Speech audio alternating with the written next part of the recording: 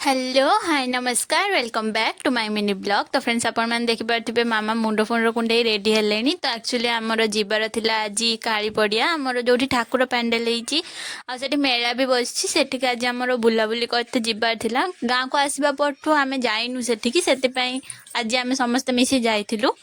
सेठी बहुत सुंदर सुंदर सब कार्टून होता है। एटा तो देखिए मत बाबू बहुत डर लगे। आउ राधा कृष्णकर किछिटा लीला ये देखा जाऊला।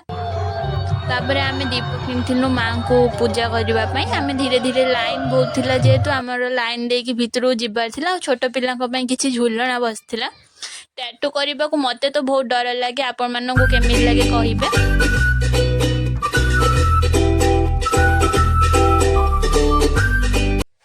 सेठी बाबांकर पसंद होता गोटे घंटा। तो बाबा से घंटाटा किणी सेठू।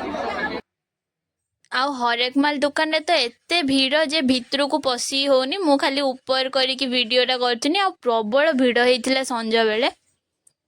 ब्रेक डांस रे बसिबा को मते तो बहुत भल लगे। आउ आपण मानकु केमति लागे सेटा निहाती कमेंट माध्यम रे जणैबे।